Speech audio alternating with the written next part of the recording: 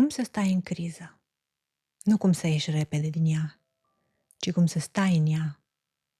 Pentru că asta îți arată criza lui Jung despre propria ta criză. Că întrebarea cum ies e poate întrebarea pusă greșit. Poate că și tu simți asta acum, că sistemul tău de sens a prăbușit, că ceea ce credeai despre viața ta, despre cine ești și ce contează și încotro mergi, nu mai funcționează. Că ai pierdut harta și stai în vid. Și tu îți spui asta zilnic, chiar mai tare decât ți-o spune oricine altcineva. Trebuie să ies, trebuie să mă repar. Și când nu se întâmplă, când stai și stai și stai în acest vid, apare panica. De ce nu reușesc? Cât timp mai durează? Ce e în neregulă cu mine? Asta se întâmplă în orice criză de la mijlocul vieții și nu doar la oamenii excepționali, ci la toți cei care se confruntă cu a doua jumătate a existenței. Tot ce știai despre cine ești și ce vrei, deodată nu mai funcționează. Jung a trăit asta la 38 de ani. Ruptura cu Freud i-a distrus reputația în comunitatea psihanalitică. De la fiu ales la mistic nebun peste noapte. Dar, mai terifiant, și-a pierdut cadrul întreg prin care înțelegea psihicul uman. Și în loc să fugă, a acceptat să intre în ceea ce Jung numea deșertul sufletului, o stare de uscăciune sufletească, în care vechile forme de sens muriseră și cele noi nu se născuseră încă. A stat acolo timp de 5 ani. Costul? Alienare completă, suferință reală, anii cei mai grei din viața lui. Recompensa? La 82 de ani, reflectând asupra întregii sale vieți, Jung spune: aceia au fost cei mai importanți ani din viața mea. Astăzi vom vedea exact cum a stat în criză Jung. Vom identifica 3 instrumente concrete pe care le-a folosit și ce putem învăța noi, oamenii normali, din deșertul sufletului și experiența unică pe care a traversat-o Jung. Oricine ai fi, oriunde ai fi, te salut! Sunt Ana Maria și acesta este podcastul A trăi ca și cum ai ști. Astăzi vreau să vă povestesc ceva fascinant despre Carl Jung și nu e ce v-ați aștepta. Știți că Jung și-a construit un turn? Da, un turn real din piatră, cu mâinile lui. Nu metaforic, n-a fost un exercițiu de imaginație. A construit un turn fizic pe malul lacului Zurich din Elveția, unde a lucrat ani de zile, punând piatră peste piatră, sculptând piatra, cărând apă din fântână, tăind lemne pentru foc. A început în 1923, când avea 48 de ani și a terminat, de fapt nu l-a terminat niciodată. A adăugat bucăți noi timp de 32 de ani. Ultima modificare a făcut-o la 80 de ani după moartea soției lui Emma. Și asta e o imagine puternică, nu? Un bărbat care a creat una dintre cele mai influente teorii psihologice din istorie își petrece ultimele decenii ale vieții construind un turn din piatră, cu mâinile, fizic, murdărindu-se, rănindu-se. Nu e ceva ce face oricine și nu e ceva ce te-ai aștepta ca un intelectual să facă. Dar asta e exact ceea ce Jung a făcut. Și de ce? Pentru că a învățat ceva esențial, mult mai devreme, în perioada despre care vorbim astăzi, criza aceea de la 38 de ani. O perioadă care începe în decembrie 1913 și continuă timp de aproape 17 ani. Viziunile cele mai intense au fost între decembrie 1913 și 1914. Însă procesul de transcriere și de dare de formă a acestor experiențe se face în Cartea Roșie, pe care a scris-o Jung și a continuat până în 1930. În decembrie 1913 au început viziunile. ceea ce Jung numea atunci confruntarea cu inconștientul. Biografii o numesc o perioadă de boală creativă. Și ce a descoperit acolo este despre cum să stai în criză, nu cum să fugi din criză. Aceasta a devenit fundația întregii sale lucrări ulterioare. Și aceasta a culminat cu turnul despre care vă vorbeam mai devreme. Jung a descoperit în deșertul acesta al sufletului că transformarea psihică nu este un eveniment singular. Nu intri odată, rezolvi problema și te întorci la normal. Este o practică de viață. Continui să intri, continui să asculți, continui să dai formă materialului interior. În deșert făcea asta prin scris, prin artă, prin ritualuri fizice simple.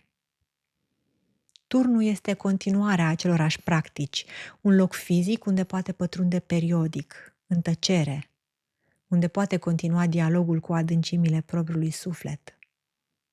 Un vas, cum îl numea el, în care inconștientul se poate concentra. Dar haideți să ne întoarcem la început, la 1913, la momentul când totul s-a prăbușit, pentru că asta este întrebarea care contează pentru noi. Ce a făcut efectiv Jung când a intrat în criza de la mijlocul vieții? Nu doar ce a suferit și nu doar cum a reflectat el profund, ca un terapeut ce era, ci ce acțiuni concrete, ce practici zilnice, ce instrumente a folosit pentru a face față acestui deșert al sufletului, fără să fugă, fără să se prăbușească complet și fără să forțeze explicații și interpretări intelectuale rapide. Iar primul instrument este șocant de simplu și totuși cred că puțin dintre noi îl folosim cum trebuie. Primul instrument pe care Jung l-a folosit a fost ceea ce el numea caietele negre.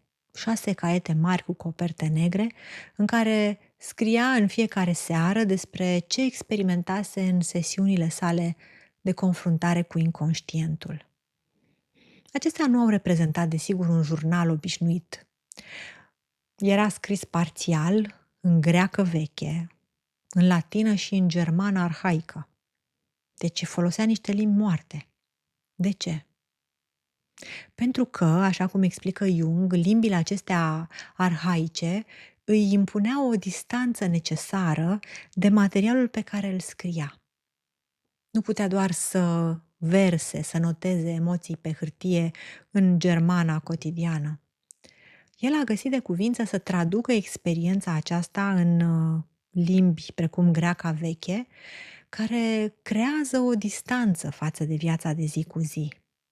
Iar această traducere îl obliga să gândească, să structureze mesajul și să dea o formă haosului interior. El descria visele pe care le avuse, scria fantezii, descria figuri stranii care apăreau în imaginația sa, scria despre conversații interioare cu aspecte ale propriului sine, pe care nu le înțelegea pe moment.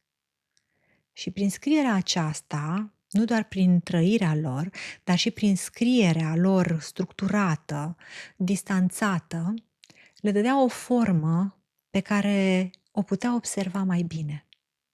Și iată ce este esențial aici, diferența dintre a fi absorbit de haos și a-l observa. Când haosul este doar în cap, când gândurile se învârt obsesiv, când emoțiile te copleșesc, ești captiv, ești prins înăuntru și ești una cu haosul. Nu există distanță și nici perspectivă. Însă când pui haosul pe hârtie, chiar dezordonat sau fragmentat, ceva se întâmplă. Devine extern și îl vezi în fața ta. Iar distanța aceea, chiar și mică, e crucială. Pentru că nu mai ești copleșit. Ești cineva care observă că e copleșit. Iar prima stare e suferința pură, fără ieșire. Iar a doua este începutul procesului. Și Jung adaugă acest element de limba arhaică pentru a amplifica distanța și pentru că scrisul în greaca veche, de exemplu, îl forța să încetinească și să aleagă cuvintele cu grijă, să structureze experiența într-o formă care nu era doar descriere emoțională. Ce putem lua de aici? Eu, dumneavoastră? Sigur, nu că trebuie să ne apucăm să scriem în greaca veche, dar există o diferență enormă între a fi copleșit de haos interior și a da o formă haosului prin scris. Pentru noi, asta ar putea însemna nu doar să scrii mă simt groaznic, ci să scrii observ că apar următoarele gânduri sau figura care apare în imaginația mea spune asta sau arată așa. Schimbarea de la prima la a treia persoană, de la imersiune la observație, de la identificare completă la distanțare suficientă, ne ajută să vedem. Apoi, Jung lua materialul brut din caietele negre și îl prelucra într-o formă finală, în Cartea Roșie, cunoscută oficial ca Liber Novus. Dar nu le copia pur și simplu, ci le transforma în artă. Cartea Roșie e un manuscript iluminat, scris în caligrafie gotică, cu ilustrații pictate manual, cu decorațiuni elaborate. Jung a lucrat la ea timp de peste 16 ani și o am și eu aici în bibliotecă. Editura 3 a reușit să editeze varianta fără ilustrații, dar cartea în interior este extrem de bine realizată, colorată și cu o mulțime de note de subsol. Arată, mă face să mă gândesc ca la o carte mistică, e plăcută la atingere și chiar felicit editura pentru felul în care a realizat această ediție, chiar și fără ilustrații. Însă o puteți găsi ediția cu ilustrații, am să las linkul în descriere, pentru a vedea cum arăta manuscriptul original al lui Jung, Cartea lui Roșie în varianta originală. E o experiență vizuală deosebită. Spuneam că Jung a adunat materialele pentru Cartea Roșie timp de aproape 16 ani. Și de ce a făcut asta?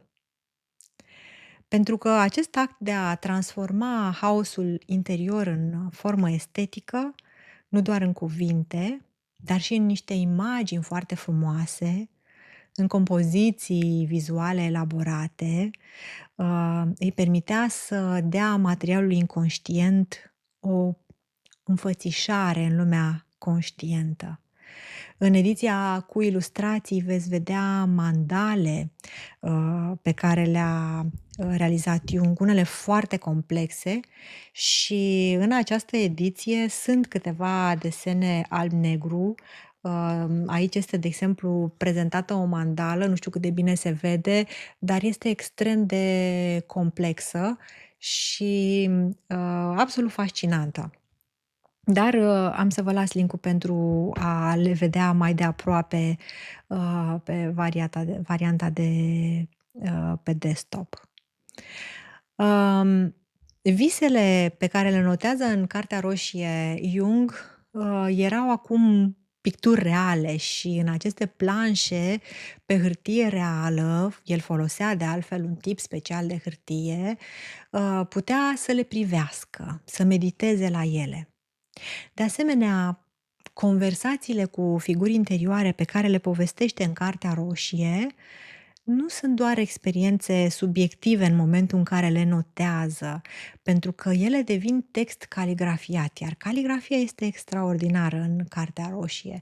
Sunt pagini decorate, ai impresia că ai găsit un manuscris vechi de 500-600 de ani și atât este de colorat și de detaliat. Și că ai ocazia să recitești un astfel de manuscris. Pentru noi, principiul este același ca cel pe care l-am descris puțin mai devreme. Este ceva profund transformator în a da o formă estetică experienței interioare. Când pictăm un vis sau când desenăm o emoție, când facem un colaj din imagini care captează o stare interioară. Sau când scriem un poem, nu doar proză brută. Și asta este o formă de a obiectiva interiorul și complexitatea lumii noastre inconștiente. Transformarea aceasta de la experiență brută la formă estetică este ceea ce se numește în psihologia junghiană un act de integrare, un mod în care conștientul dă spațiu de primire conținuturilor din inconștient.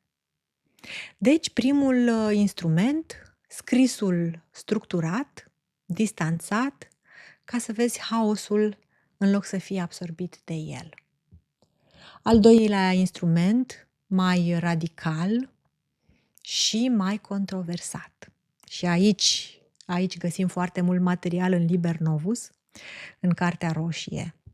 Pentru că Jung nu se mulțumea doar să scrie despre figurile din imaginația sa, ci avea și conversații cu ele. Le asculta, le trata ca pe niște entități autonome care au ceva de spus. Chiar dacă ceea ce aveau de spus entitățile respective contraziceau complet convingerile ego-ului. Dar ceea ce a descoperit prin aceste conversații, prin această coborâre în inconștient, l-a transformat complet ca psiholog pe Jung.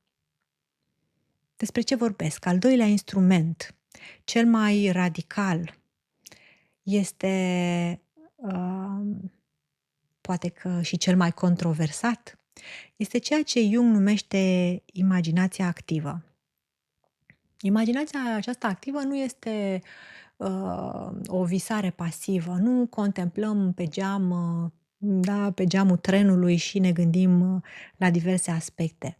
Este un proces deliberat de a permite figurilor din imaginație, din imaginația profundă, să apară și să reprezinte un partener de conversație. Nu doar ca și cum ar fi produse ale minții, ci luându-le în serios, ca și cum ar fi entități autonome, cu propria voință și cu propriul mesaj.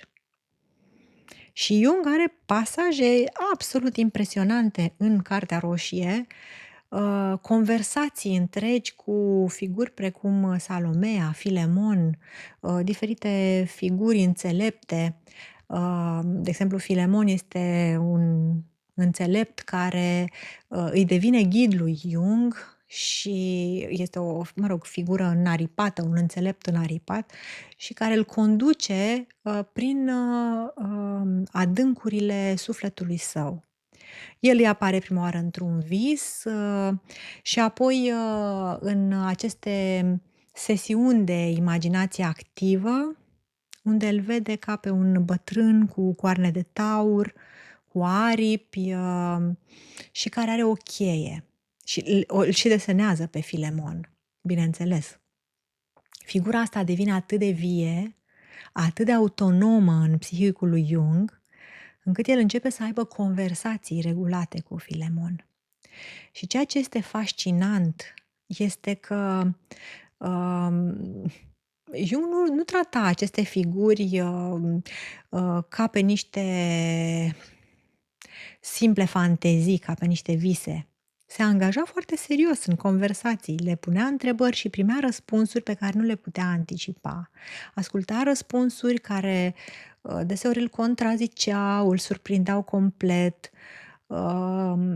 mai ales prin faptul că îl surprindeau prin faptul că veneau cu niște conținuturi pe care el, în mod conștient, nu le gândise niciodată. De exemplu, Filemon îi spune ceva care îl șochează profund pe Jung. Îi spune că există lucruri în tine care trăiesc propria lor viață, independent de conștiința ta. Și mai spune că gândurile tale nu sunt create de tine. Ele vin și pleacă singure. Asta a fost ceva revelator pentru Jung, pentru că până atunci el era convins că eu îl gândește, eu gândesc. Gândurile sunt generate de conștiința mea, controlate de mine. Și acest Filemon îi arată altceva. Că există niște procese autonome în psihic și că psihicul nu e doar ego, structura aceasta foarte clar constituită. Dimpotrivă, el îi demonstrează că există în noi voci, energii, impulsuri care au propria lor voință și că putem intra în relație cu ele în loc să presupunem că noi le controlăm complet. Asta l-a dus pe Jung la una dintre cele mai importante descoperiri. Și anume că ego-ul nu este regele psihicului, ci doar o parte componentă. Că transformarea adevărată vine nu din controlul ego-ului, ci din relația ego-ului cu forțele autonome din psihic. Acum, înainte să mergem mai departe, trebuie să clarific ceva esențial despre diferența dintre procesul lui Jung, acesta de imaginație activă, și psihoză. Că poate vă gândiți că Jung a suferit poate de niște halucinații sau poate de o umbră de schizofrenie. Jung însuși era foarte conștient de acest risc, doar era psihiatru.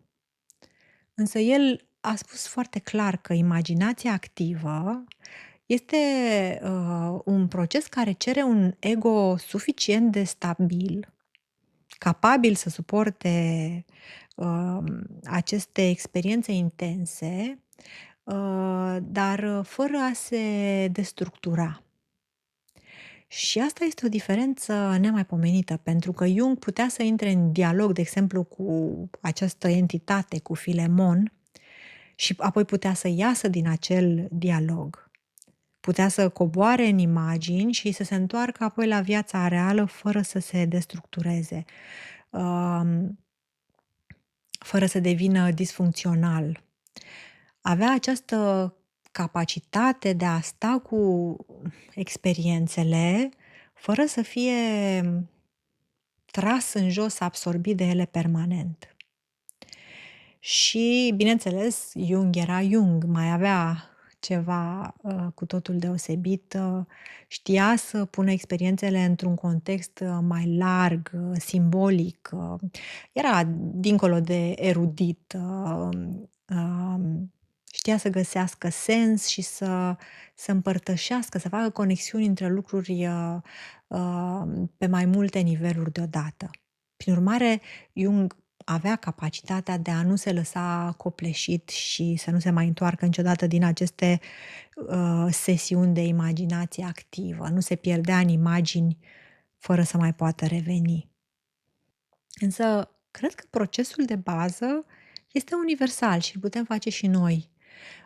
Chiar dacă nu avem imaginație vizuală foarte puternică și n-am avut niciodată astfel de experiențe. Și aici am să mă sprijin de ceea ce am citit într-un eseu scris de Joan Chodorow. Ea a studiat scrierile lui Jung despre imaginația activă și subliniază ceva esențial. Faptul că Jung însuși recunoștea că nu toată lumea e capabilă să vadă imagini clare, mentale. Unii oameni pot să experimenteze acest proces prin mișcare corporală, prin dans, prin sculptură, desen, scriere, alții prin senzații, prin emoții sau prin intuiții care nu au o formă vizuală clară. Deci poți avea doar o senzație vagă, o impresie și procesul acesta tot funcționează. Și mai e ceva care, să zic așa, creează o punte cu experiențele lui Jung.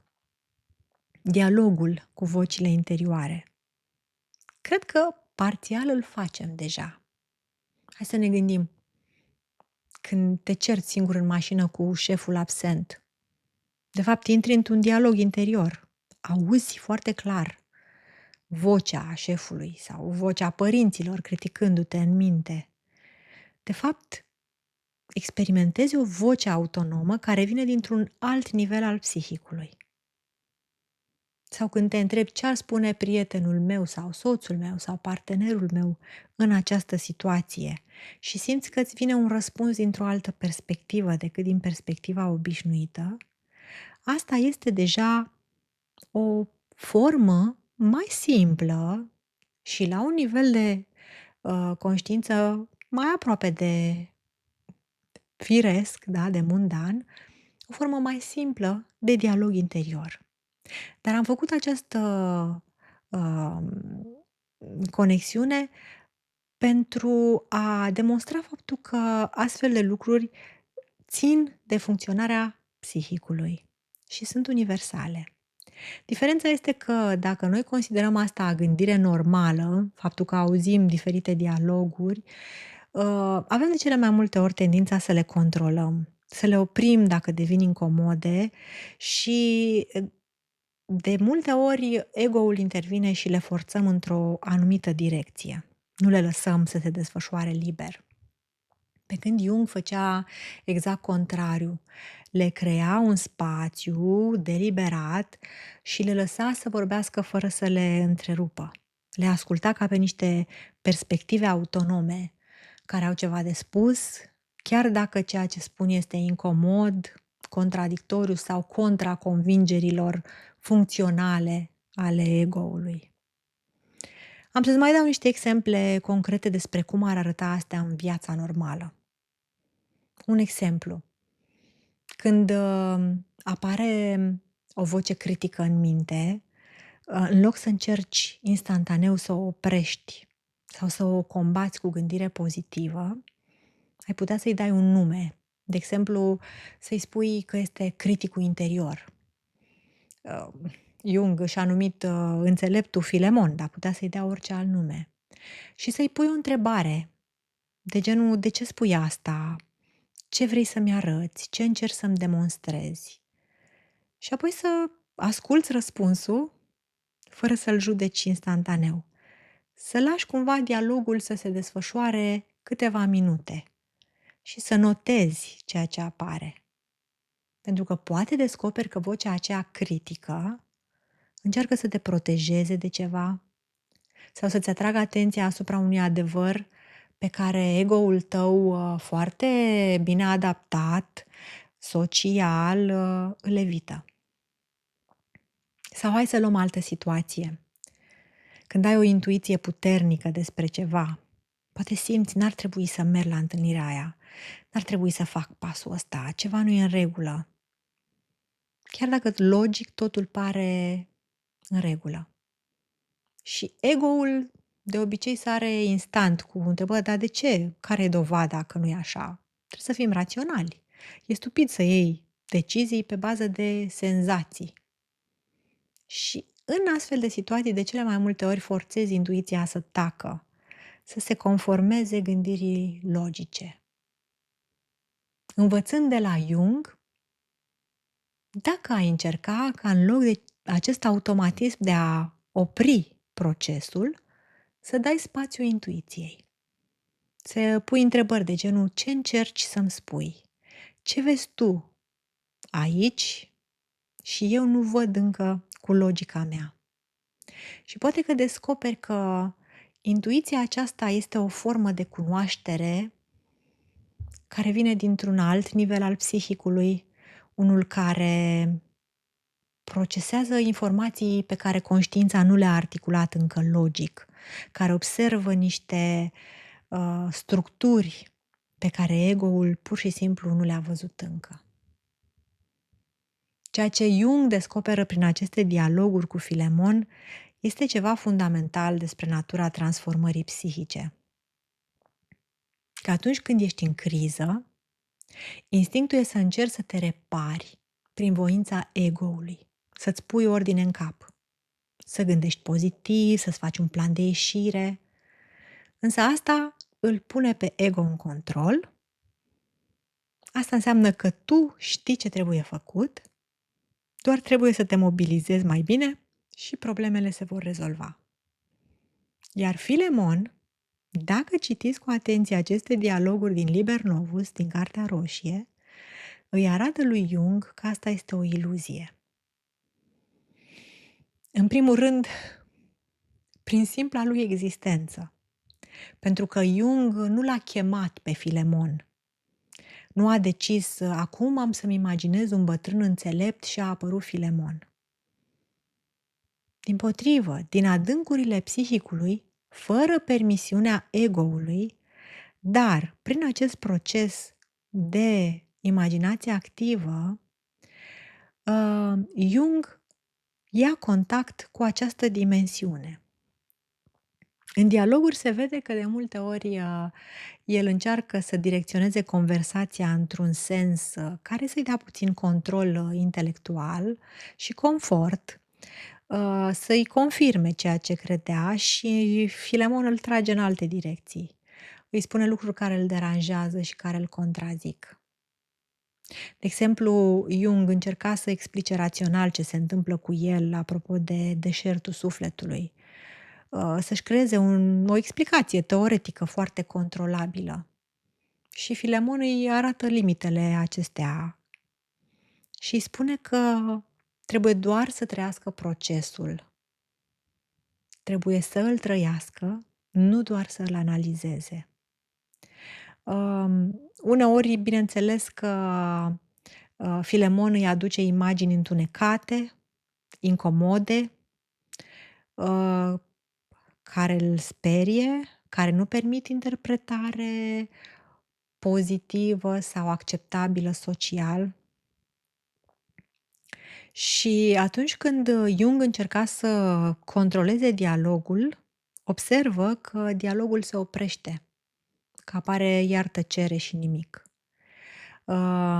Atunci când încerca să forțeze, să-l forțeze pe Filemon să-i spună ce voia să audă, acesta dispărea sau răspundea cu ceva complet diferit. Iar când Jung renunța la control în aceste sesiuni de imaginație activă și când lăsa dialogul să meargă unde voia să meargă, adică când asculta fără să judece, atunci procesul se desfășura mai departe, apăreau imagini și legături dincolo de voința lui. Deci, în acest fel, prin astfel de sesiuni, că nu le pot numi exerciții, ar fi incorect, descoperă Jung că ego-ul nu este în control și că este doar o parte mică a psihicului, dar foarte ocupată, pentru că încearcă mereu să controleze tot, până când se epuizează, se blochează și intră în panică. Și după ce a învățat să stea în dialog cu Filemon, ceva s-a transformat în Jung. Dacă înainte avea misiunea de a rezolva problema psihicului, acum Jung își propune să-l asculte, să lase loc pentru înțelepciunea care venea din imagini, din simboluri, din intuiții, care nu puteau fi traduse imediat. Am văzut un șarpe închis la culoare și un șarpe deschis la culoare. Oare asta înseamnă asta și asta? Am văzut o piatră roșie care se reflecta într-un râu care se transforma în sânge. Asta sigur reprezintă asta. Cred că această deschidere, nu cred, este evident că această deschidere l-a făcut pe Jung să devină un psiholog complet diferit față de toți predecesorii lui și un vindecător într-un alt sens, pentru că el înțelegea că vindecarea de fapt venea din capacitatea de a sta în relație cu ceea ce nu înțelegi încă și de a respecta misterul procesului interior. Pentru dumneavoastră și pentru mine, ce ar putea însemna asta? Într-o formă mai simplistă, mai mundană. Să învățăm să stăm cu întrebările și cu situațiile neclare. Să poți să asculți ce-ți spune criticul, ce-ți spune intuiția, ce-ți spun visele, fără să forțezi imediat o explicație, fără să vii imediat cu un plan sau cu o soluție. Și treptat cred că se dezvoltă o capacitate de a naviga prin viață, nu doar cu control și planificare, dar și prin ascultare interioară și prin încredere în procesele noastre psihice, prin respectul față de faptul că există o înțelepciune în noi care vine dintr-un loc mai adânc decât ego-ul. Și poate acum te întrebi, dintre aceste instrumente, nu știu, scrisul pentru distanțarea aceasta de sine sau dialogul interior pentru ascultare interioară, oare care îți lipsește cel mai mult, pe care l-ai folosit cel mai rar?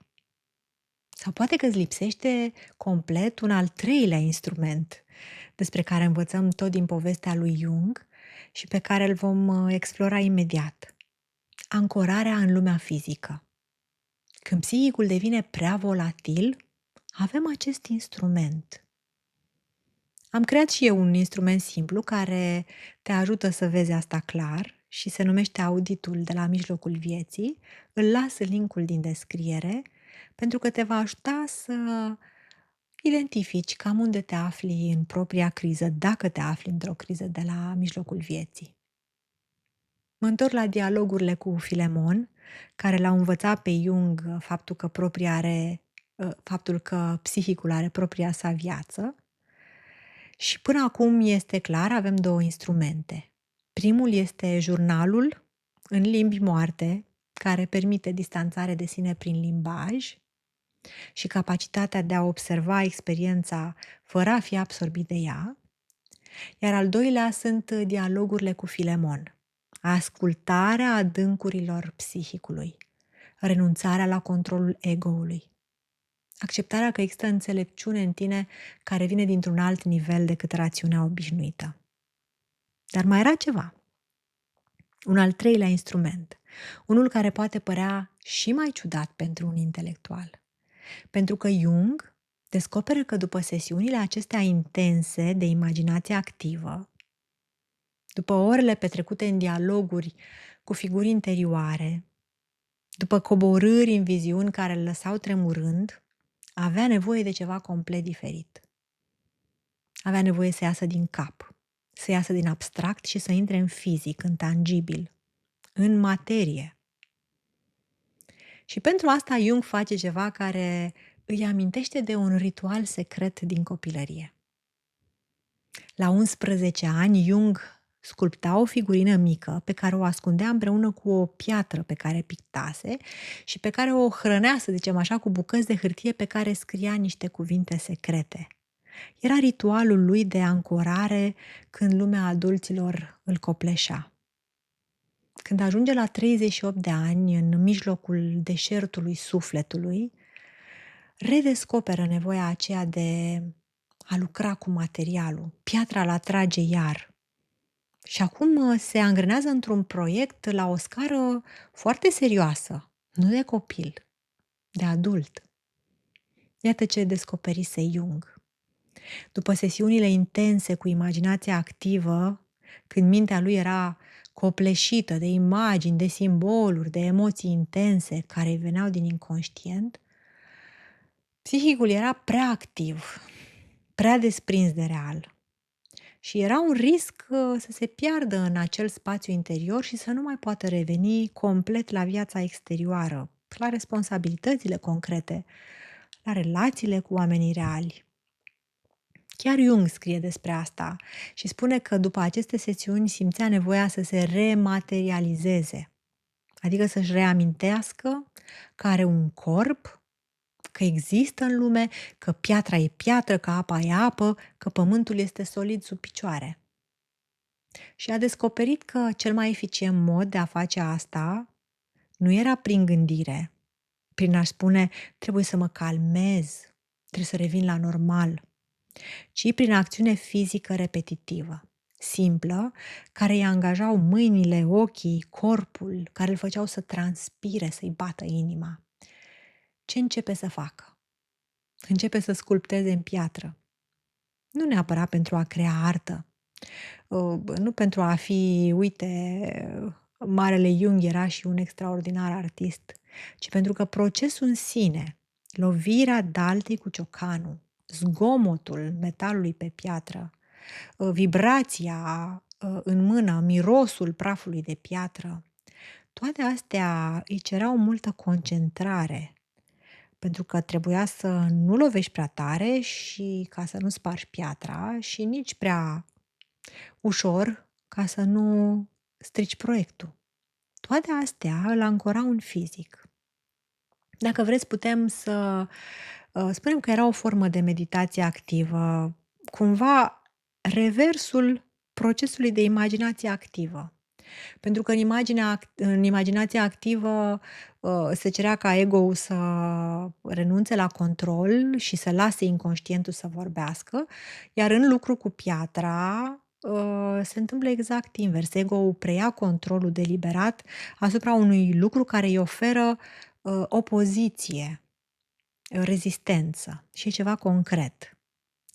De altfel, Jung spune că după sesiunile intense era frecvent foarte, foarte tulburat emoțional, simțea nevoia să facă exerciții de yoga pentru a-și menține emoțiile sub control.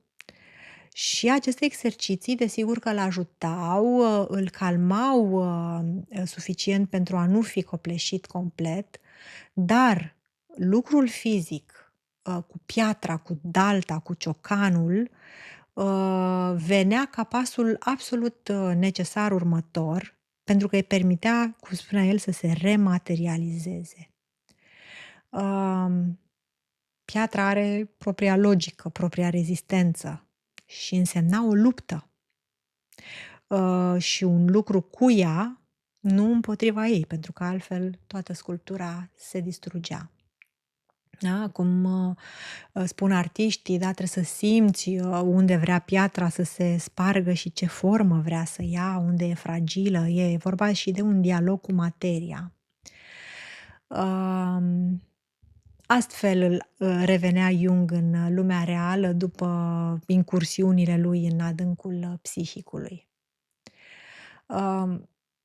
Mai târziu, în 1923, când Jung avea 48 de ani, procesul ăsta de lucru cu piatra ia o formă mai deosebită, pentru că începe să construiască un turn.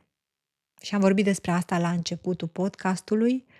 E vorba despre un turn real din piatră, care există și astăzi pe malul lacului Zurich. Există chiar și o fundație care are grijă de acest turn. Și acum înțelegem de ce a făcut el asta. Pentru că nu era un hobby, nu era un capriciu de om bogat, ci era continuarea aceluiași proces, aceleași practici pe care o descoperise când începuse călătoria aceasta în deșertul sufletului, când trecuse prin criza aceea de la 38 de ani și când învățase că psihicul, fiind atât de volatil, are neapărat nevoie și de ancorare în material. Sigur că diferența era acum scala, seriozitatea proiectului, pentru că a construi un turn e un proiect de cu totul altă anvergură. Și m-am gândit că o să vă intereseze povestea asta cu turnul. Jung construiește turnul în etape, v-am zis, îi ia peste 30 de ani să-l facă și fiecare adăugare vine dintr-o nouă necesitate interioară. Începe în 1923 cu un turn rotund cu 2 etaje, ceva primitiv, da, fără electricitate, fără apă curentă, piatră, un foc în centru și niște bănci de-a lungul pereților. Jung se gândea la o colibă africană unde arde focul în mijloc ca o vatră și viața se organizează în jurul acelui centru. Mai târziu, în 1927, mai adaugă o secțiune, apoi câțiva ani mai târziu o altă secțiune și încă o secțiune în 1935. Practic construiește 4 părți diferite ale clădirii în aproximativ 12 ani și fiecare, etapă este o fază din procesul său de individuație, cum se numește în psihologia analitică junghiană, acest proces de dezvoltare a sinelui. Și aici e remarcabil, Jung, spune că n-a avut un plan, foarte clar. Așa va arăta când voi termina, turnul meu, va avea această formă, atâtea structuri. El a construit-o organic, după nevoia lui interioară, în funcție de ce simțea. Și la final a văzut structura completă cu cele 4 turnuri conectate, și ca un simbol al întregului, psihic. Bine, un maestru al simbolului, nu avea cum să facă decât un, mega simbol în acest turn. Acest turn faimos în întreaga lume, bineînțeles că a atras o mulțime de vizitatori, însuși faimosul Fellini îl vizitează și este fascinat de ceea ce vede. Spune că este opera unui copil uriaș, că pare făcut ca și cum, e realizat, din lut cu mâna. Pentru că nu este un turn perfect simetric, cu totul, aliniat, tehnic, însă este o construcție profund autentică, plină de viață și de sens. Și Jung locuia acolo câteva luni în fiecare an, fără confort modern, tăia lemne, căra apa din fântână, gătea la foc, sculpta în piatră, picta mandale pe podea, făcea inscripții latine pe pereți. Iar când soția lui, Emma, moare în 1955, Jung simte nevoia să mai adauge încă un etaj, la secțiunea centrală mică care îl reprezenta pe el însuși. Și spunea că mai devreme de acest moment nu ar fi putut face asta pentru că ar fi părut arogant. Însă la bătrânețe era o extindere necesară a conștiinței. Turnul, după cum spuneam, nu a fost niciodată terminat complet. Ultima modificare a făcut-o Jung pe la 80 de ani și ceea ce conta, de fapt, nu era să aibă o lucrare finalizată. Ceea ce conta era acest proces, această, această integrare între, natură, corp, simbol. Nu finalizarea, nu aceasta conta, ci gestul de a pune piatră peste piatră, de a avea un spațiu fizic care este construit de tine, care are un foc, care are viață în interior. Era pur și simplu o materializare a lumii interioare într-o formă exterioară. Chiar Jung îl descrie acest turn ca pe un vas, adică un loc unde poți pătrunde, în tăcere pentru a continua dialogurile cu propriul suflet, dar ancorat fizic în piatră reală. Pentru că aici cred că este paradoxul. Turnul era simultan și un loc de retragere interioară, dar și o ancoră în exterior. E locul acela unde psihicul și materia se întâlneau. Mi s-a părut fascinantă această, parte din biografia lui Jung și continuă să mi se pară fascinantă. Sper că și vouă, v-a creat această poveste, o dorință de a afla mai multe despre acest om fascinant.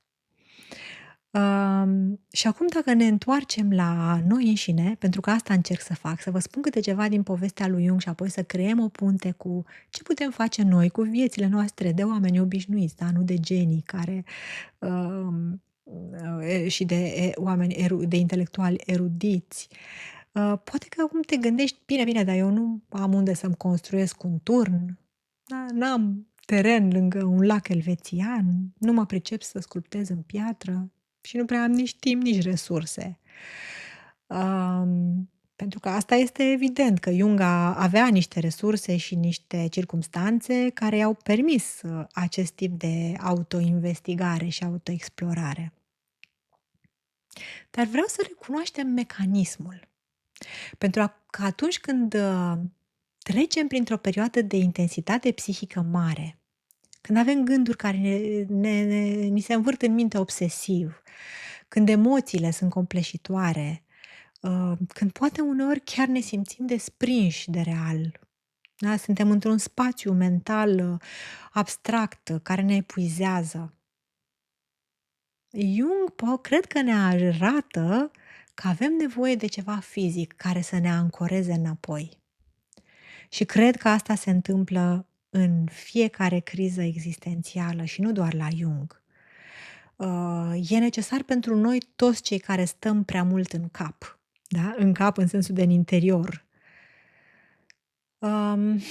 Nu trebuie să fie ceva spectaculos. Poate să fie, grădinărit. Plantarea efectivă a semințelor în pământ, să te murdărești, să intri în contact cu pământul umed, să vezi râmele, să te lupți cu viermii de gazon sau cu dăunătorii care îți distrug plantele din grădină.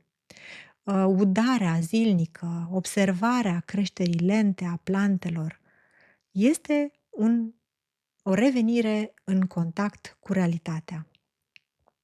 Sau poate fi gătitul, procesul metodic de tăiere a legumelor, concentrare pe temperatură, timp, gust, arome, faptul că creezi ceva care hrănește corpul. Sau, restaurarea unui obiect vechi. Un obiect vechi de mobilier găsit la anticariat, o șlefuire a lemnului, orice înseamnă recuperarea lentă a frumuseții, recrearea unui obiect. Orice, tricotatul, când mâinile repetă același gest, alergatul, da? Dar nu alergatul pentru fitness, ci pentru a simți cum picioarele intră în contact cu pământul, a simți cum plămânii devin arși de oxigen atunci când simți că nu mai poți, pentru că oboseala fizică știm că liniștește mintea hiperactivă. Ce au în comun toate astea? Evident că sunt procese care angajează corpul, care cer concentrare pe materialul fizic și care produc rezultate vizibile, tangibile. Când psihicul devine prea volatil, prea abstract, prea desprins de real, aceste procese ne aduc înapoi. Și îți reamintesc că ești mai mult decât gândurile tale, că ai mâini care pot crea, că lumea materială există și are propria logică, propria rezistență și propria frumusețe. Și cred că acum vedem imaginea completă a celor 3 instrumente pe care Jung le-a folosit pentru a sta în propria lui criză. Și din povestea pe care v-am spus-o, sper că v-am convins că el nu folosea doar unul dintre instrumente, ci le alterna. Când avea nevoie să coboare în adânc, folosea imaginația activă, când trebuia să proceseze ce descoperea acolo, scria în jurnale, când devenea prea pierdut în interior, ieșea, lucra cu piatra, cu materialul. Da, un dans întreg între interior-exterior, între abstract și concret, tocmai pentru a fi între mister și între real.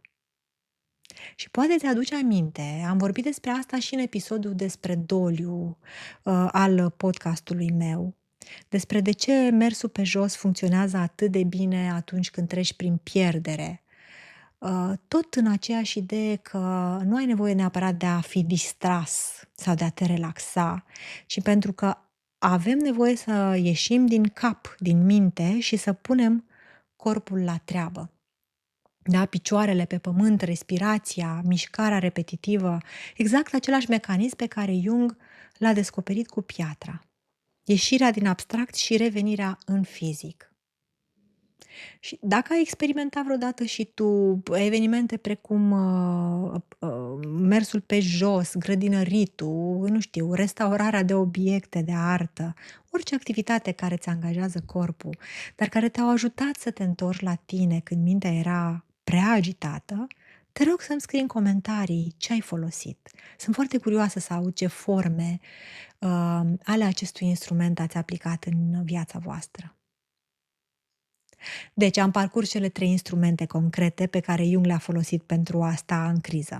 Scris, dialog interior, ancorare fizică. Și am început podcastul vorbind despre criza de la mijlocul vieții și despre deșertul sufletului. Ce a descoperit Jung efectiv în acel deșert? Ok, a folosit aceste instrumente. Dar ce înțelegeri profunde despre natura inconștientului a descoperit el? Și aici, pentru membrii podcastului, am pregătit un material mai amplu care povestește inclusiv despre viziunile lui Jung, niște viziuni premonitorii care au anticipat Primul Război Mondial, dar și mai multe incursiuni în detalii din Cartea Roșie. Le-am pregătit pentru membri. Așa că dacă vrei acces la asta, devină membru, apasă pe linkul din descriere. Acum, să vorbim despre ceva și mai important. Ce înseamnă povestea lui Jung pentru tine și pentru criza ta sau pentru viața ta normală, da? Fără turn lângă lac elvețian.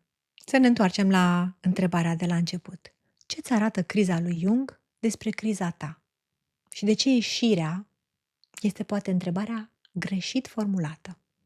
Poate că noi încă vedem criza ca pe ceva de rezolvat, iar Jung a văzut-o ca pe o invitație.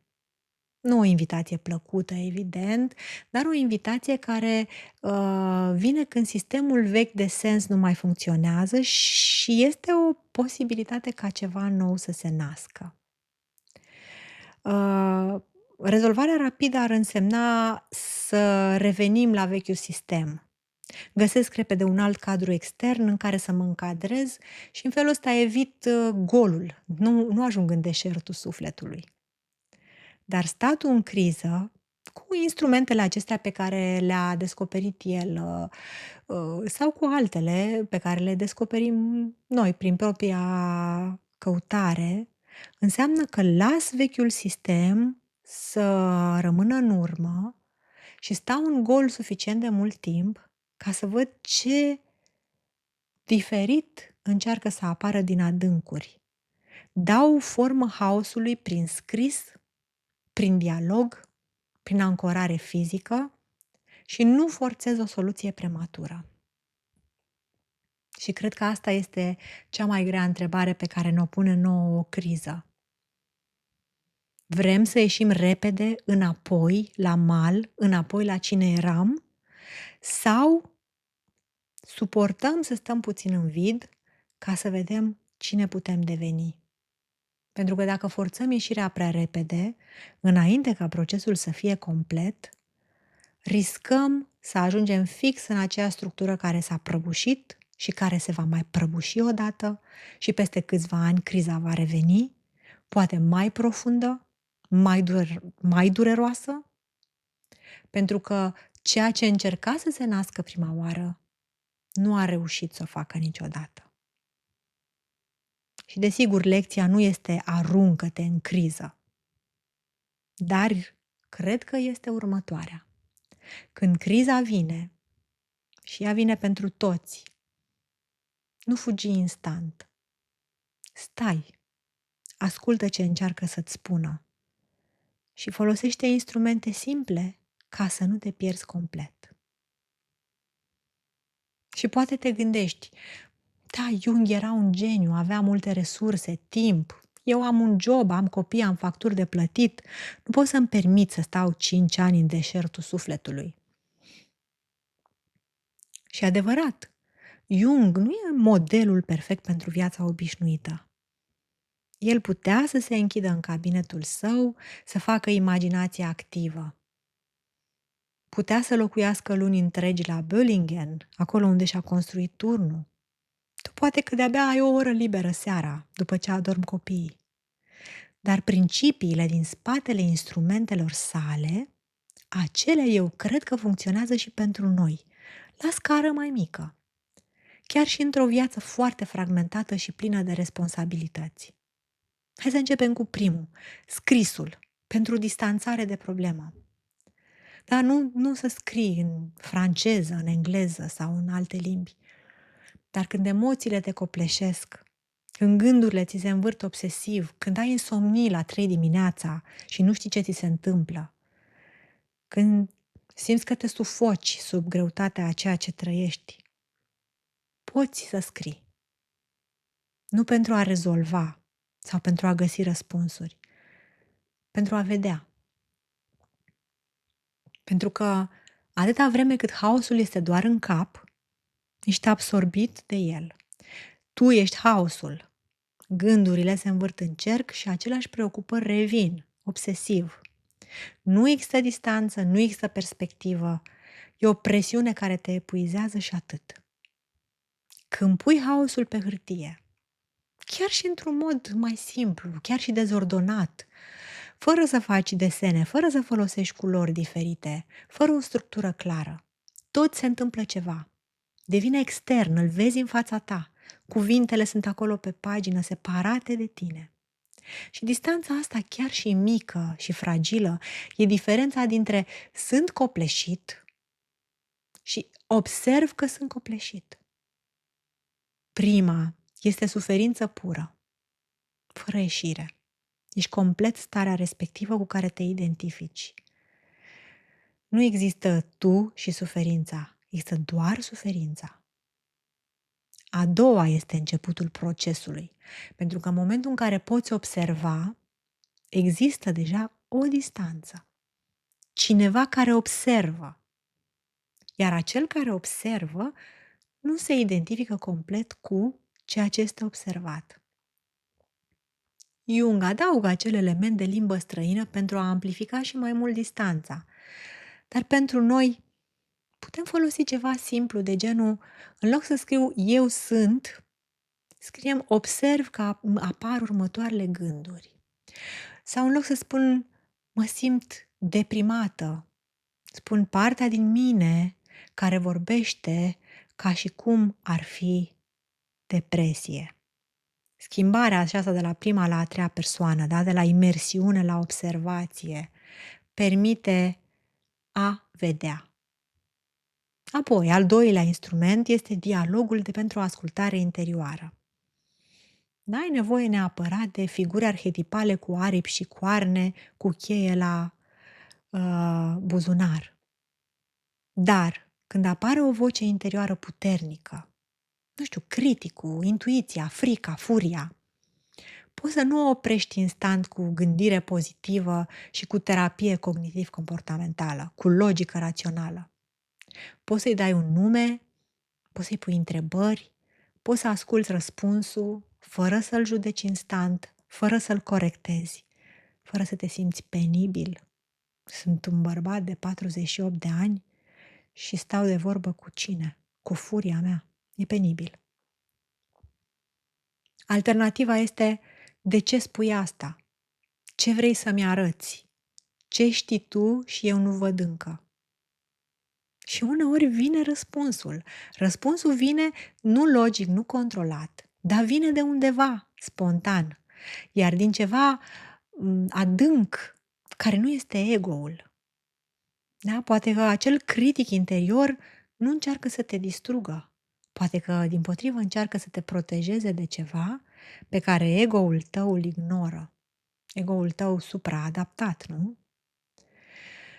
Poate intuiția aceea care îți spune nu face pasul ăsta, nu intra în relația aia. Vede un pattern pe care conștiința ta încă nu a reușit să-l articuleze logic. Dar nu vei afla niciodată dacă oprești vocile înainte să se exprime. Dacă le forțezi să tacă sau să se conformeze gândirii pozitive, nu o să știi ce vor să-ți transmită. Jung a învățat că transformarea vine din dialog, nu din control.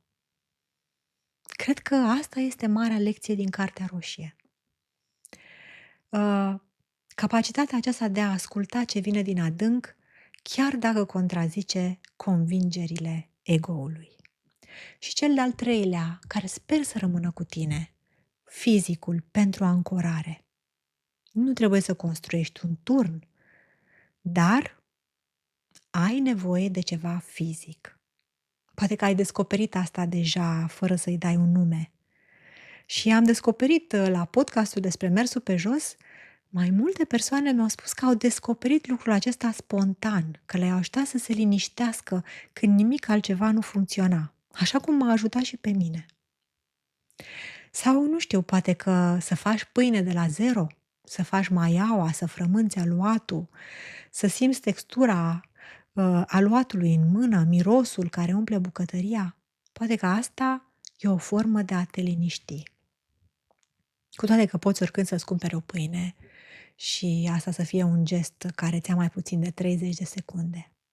Dar ai nevoie să ți se amintească, să îți amintești că ești mai mult decât gândurile tale și că ai un corp și că lumea fizică există cu propria ei logică, cu propria ei frumusețe și cu propria ei rezistență, opoziție, care este sănătoasă. Și nu uita secretul pe care ni-l împărtășește și Jung. Să nu folosim doar un instrument, ci să le alternăm. Întrebarea pentru tine nu este cum să devii tu ca Jung sau eu. Cred că întrebarea este, dintre aceste 3 instrumente, care îți lipsește cel mai mult? Sau pe care nu l-ai încercat niciodată? Stai prea mult în minte? Nu scrii niciodată ce simți? Nu dai formă haosului? Sau dimpotrivă, nu-ți folosești niciodată corpul, ești foarte prieten cu jurnalele și știi să te exprimi, dar nu te ancorezi fizic sau pur și simplu eviți complet interiorul și fugi doar în activitate fizică, ești mereu ocupat, alergi, lucrezi non-stop, te ții ocupat non-stop și nu asculți absolut niciodată ce încearcă să spună vocile din adânc. Lipsa unuia dintre aceste instrumente e adesea ceea ce face ca statul în criză să devină insuportabil. Nu criza în sine, ci lipsa modalității de a o procesa. Și trebuie să fiu foarte clară despre ceva.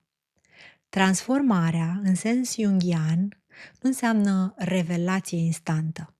Nu este momentul, aha, acum știu ce trebuie să fac, urmat de o schimbare rapidă și definitivă. Sper că te-am convins că e ceva mult mai subtil și mai profund. Și înțelegerea asta, pentru mine cel puțin, și sper că și pentru tine, să fie eliberatoare. Pentru că ne ia presiunea de a avea răspunsurile imediat. Hai să-ți dau un exemplu complet diferit față de cele pe care le-am folosit până acum. Să zicem că ai o relație foarte intimă, nu știu, de parteneriat, de prietenie, care simți tu că de mult timp nu mai este o relație reciprocă. Tu investești constant timp, energie, disponibilitate și celălalt doar ia, nu dă înapoi în mod echivalent. Și de ani de zile să spunem că îți spui că așa sunt relațiile, da? Că trebuie să fii înțelegător și că poate acum e o perioadă mai grea și mai târziu lucrurile se vor echilibra. Da? Deci cauți justificări, explicații, amânări. Și într-o seară, după ce ai ascultat mult timp problemele celuilalt, ai încercat și tu să împărtășești ceva al tău, conversația s-a întrerupt rapid și ai rămas singur. Și simți ceva în piept. Nu e nici furie clară, nu e nici tristețe pură. Poate e așa, pur și simplu, o stare de greutate profundă. Poate scrii despre asta. Poate stai cu senzația aceea fără să o oprești. Poate doar observi cum corpul tău reacționează. Ce se întâmplă? E și o tensiune în umeri? E și o greutate în piept? Poate că fiind în contact cu corpul tău, nu apare nimic spectaculos. Nu apare niciun înger care spune lasă relația asta, nu apare nicio revelație cosmică, viața continuă la fel din exterior. Dar în zilele și în săptămânile următoare încep să observ ceva fin. Justificările prin care scuzai relația, pe care le foloseai până atunci, nu mai funcționează psihic la fel. E o perioadă grea, lucrurile se vor aranja, nu te mai convinge. Propoziția începe să sune fals, chiar în timp ce o rostești. Și ceva în tine nu mai crede. Nu mai crede cu aceeași convingere. Psihicul reacționează mai rapid prin tensiune, prin epuizare. Nu apare o soluție nouă. Nu știi încă ce vei face cu relația, însă îți dai seama că nu mai poți continua exact la fel, fără să simți niște consecințe noi. Asta este transformarea aceea fină, în sens junghian.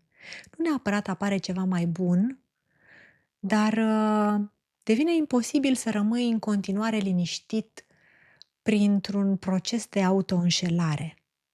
Încă nu știi exact ce vei face, ce decizie vei lua, dacă rămâi, dacă pleci, dacă schimbi ceva, dar știi, nu neapărat intelectual, ci existențial, în corp, în psihic, că nu mai poți continua la fel. Pentru Jung, transformarea începe când ego-ul nu mai poate menține o poziție veche, fără să plătească un preț psihic foarte clar. Vezi? Nu înseamnă că ai găsit răspunsul la dilema ce fac, rămân sau plec. Dar mintea ta nu mai acceptă minciuna cu aceeași ușurință. Și poate că astfel de lucruri se întâmplă deja în viața ta. Nu? Unde încerci să eviți un cost psihic și unde încă te mai păcălești că totul e ok, dar corpul simte, știe altfel și vezi asta într-o tensiune constantă, în oboseală cronică, într-un fel de anxietate care nu se mai liniștește cu justificări. Transformarea nu vine când găsești răspunsul, ci când nu mai poți face lucrurile liniștit cum le făceai înainte. Și sper ca acest exemplu să-ți ia presiunea, pentru că nu înseamnă că tu într-o secundă trebuie să știi ce faci. Dar observ că nu mai poți ignora ceea ce știi deja în adâncul tău. Dacă ar fi un lucru cu care vreau să rămâi, acesta este. Poți doar să faci următorul pas. Să pui următoarea piatră. Să scrii azi despre ce simți, chiar dacă nu înțelegi încă pe deplin, chiar dacă nu ies răspunsuri clare. Să asculți azi o voce interioară, fără să o oprești instant. Să-i dai spațiu să vorbească, chiar dacă ce spune este incomod. Să ieși azi, să-ți angajezi corpul când mintea ta devine prea agitată. Să mergi, să lucrezi cu mâinile, să simți pământul sub picioare și mâine din nou și peste o săptămână din nou și peste un an din nou. Și nu pentru că este o corvoadă, nu pentru că trebuie, ci pentru că devine practică de viață, un mod de a exista în lume. Nu doar în lumină, ci și în întuneric. Dacă episodul ăsta ți-a fost util, dacă ceva a rezonat cu tine despre cum să stai în criză, nu cum să fugi, apasă like și abonează-te ca să nu ratezi episoadele următoare. Mulțumesc că ai fost alături de mine astăzi în această călătorie în deșertul sufletului al lui Jung. Ne auzim data viitoare. Până atunci, să fim bine!